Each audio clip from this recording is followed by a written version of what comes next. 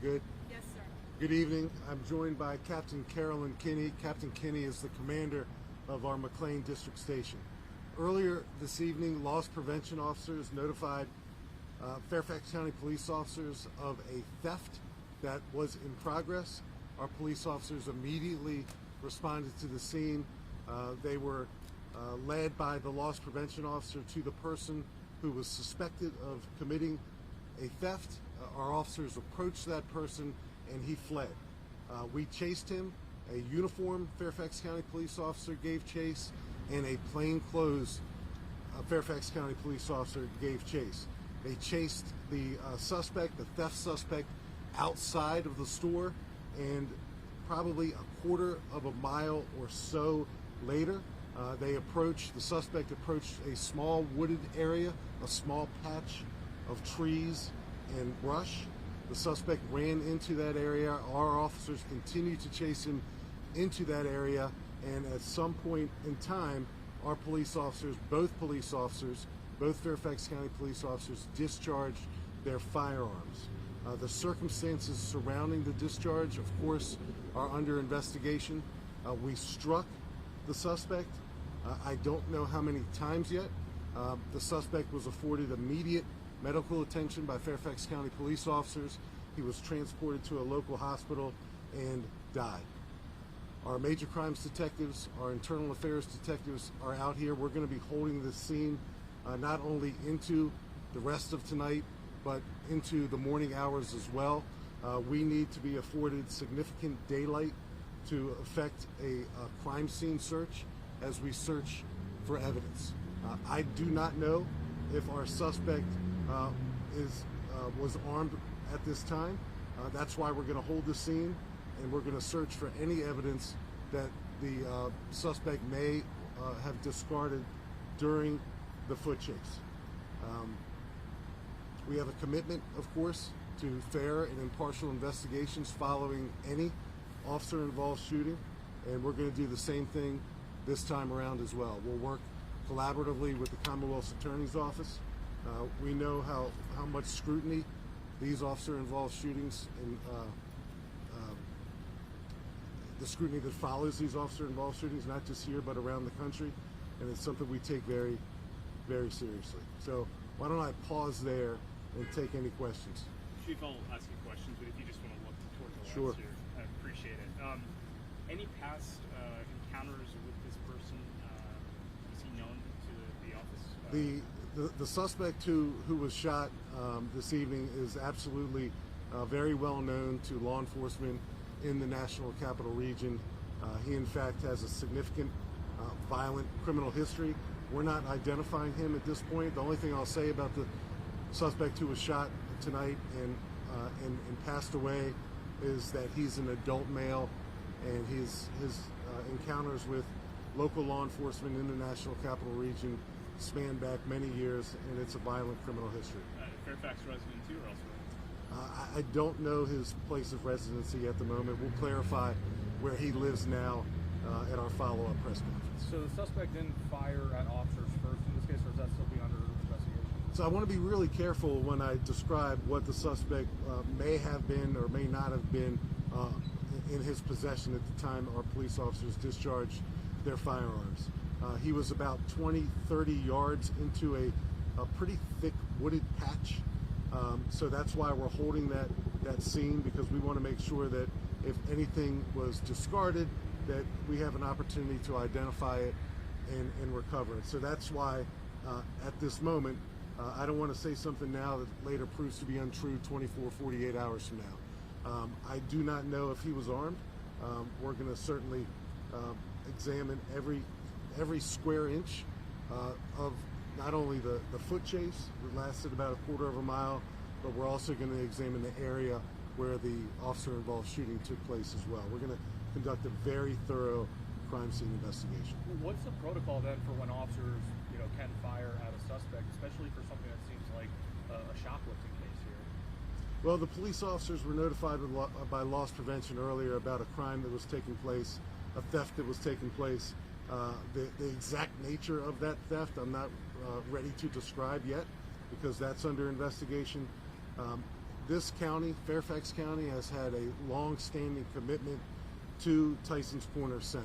In fact, we have a full-time Tysons urban team that consists of about 16 full-time police officers that are assigned 24/7, 365 to this location, because it's that important for public safety, not only in Fairfax County, but folks who come here every day from the National Capital Region. 25 million people come here every year. So our commitment, our county commitment, our police department's commitment to public safety here is long-standing, and it's something we take great pride in. So when we're alerted to criminal activity that's in progress, it's our long-standing duty and responsibility to investigate that.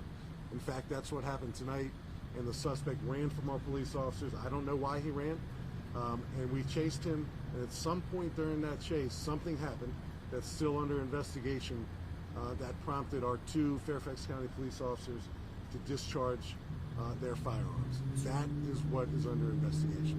I'm sorry, 2 questions about the officers, if you can. The first, were they assigned to that team that's always at the mall?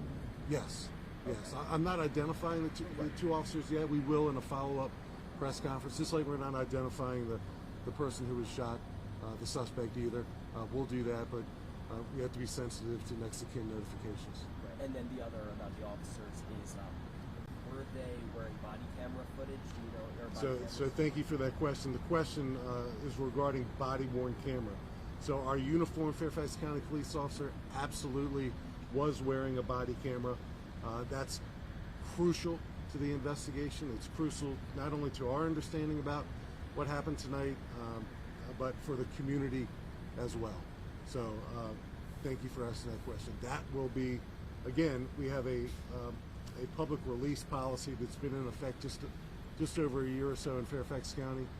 We will share with our community the body-worn camera footage of this incident, and our commitment to our community is that we do that within 30 days. So I certainly expect that we'll be doing that as well in this particular case. Chief, could you describe this area? Is it on the Tysons property, or is it in Fairfax County? It was on the property, Jackie. The initial crime that was reported to us occurred inside the shopping center. We made first initial contact with the suspect inside. He ran outside. And when he ran outside, we chased him. And that foot chase lasted at the very, very most a quarter of a mile. And the area where he ran into finally before the discharging took place is a relatively thick patch of trees and shrubs. It's very thick, and that's why we're going to need significant daylight going into tomorrow to really finish up our crime scene search and to do a really thorough job. Chief, you said that you don't know if he had a weapon, so it didn't seem like the shots were fired from the suspect. In your experience, what could have provoked the 2 officers to fire their weapon? You know, we don't know what we don't know right now. I know that our officers discharged their firearms, hit the suspect at least one time. I'll have a clearer answer on that in the coming days. I do not know what was in the suspect's possession at the time of this shooting. If I knew, I'd share it with you. I don't know, and it's too early right now for me to speculate what may or may not have been in his hands or on his person. Again, we have to really go over every square inch of this patchy area of trees and shrubbery to make sure we collect every relevant piece of evidence that can help us really get to the bottom of what happened here tonight. Neither of the Fairfax County police officers were injured, but again, it's our commitment to do this thoroughly and objectively and consistent with the expectations of our community.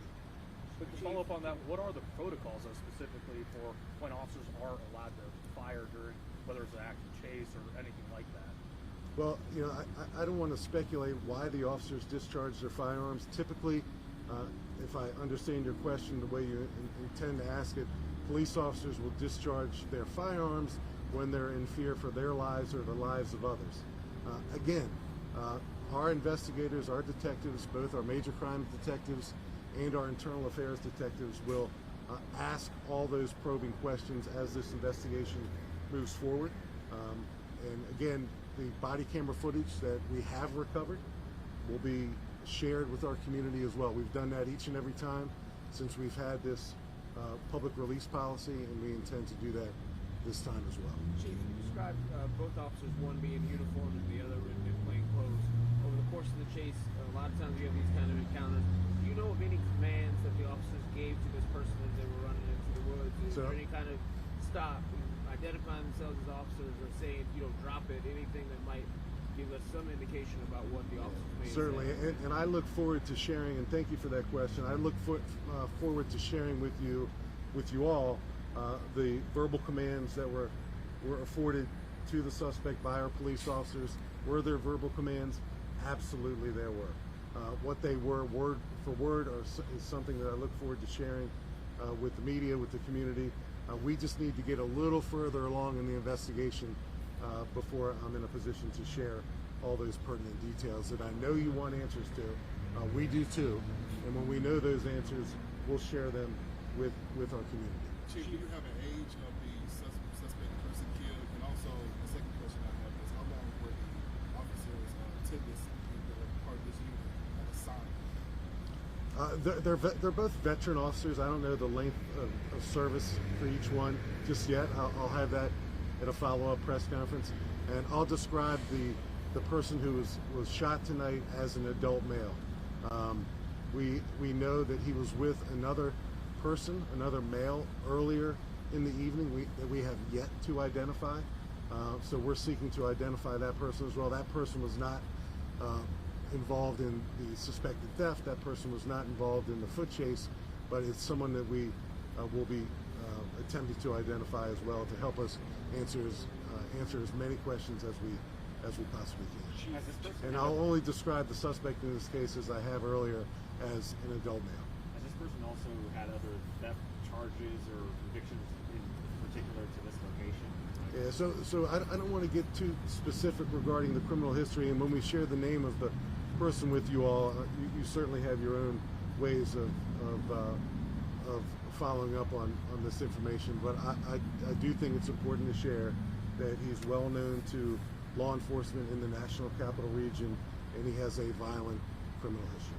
Chief, I know this is a little different than other cases that have happened here in Tysons over the last year, but are you concerned about the perception of safety in this area, that people may feel unsafe? Well, so many people come through this area every day, and it's a destination location not only for Fairfax County residents, but for Washingtonians and beyond. So we know how important this location is to many people, and that's why our public safety commitment here is so robust. We have 16 police officers that are assigned full-time to our team here. They work every day, around the clock, to ensure that this location remains, and I use that in the present tense, this location remains an absolute safe destination for shoppers, for people going to dinner, or people pursuing entertainment. One additional question for you, and unfortunately this obviously went through the parking lot. Any witnesses in the parking lot that you guys were able to question about what was going on? So we are looking for witnesses right now. 1-866-411-TIPS is the number to Crime Solvers, 1-866-411-TIPS. If anyone saw any part of what happened tonight, either inside or outside, we want them to come forward to help us put these circumstances together. And again, I apologize for the lack of exact specificity regarding all your questions. Your questions are our questions. We're going to pursue those questions vigorously. It's what our detectives do, and we'll work collaboratively again with the Commonwealth's Attorney's Office, and we'll get the answers. And when we get the answers, we're going to share the answers along with our body camera footage.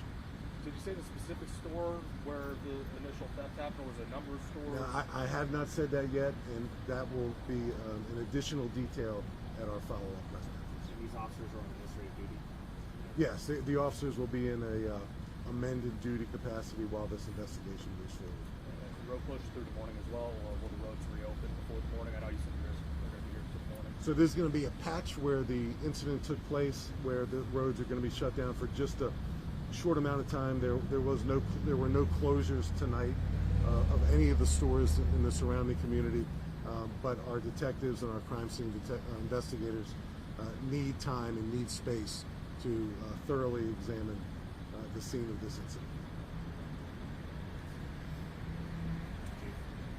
Thank you all. Thank you. you.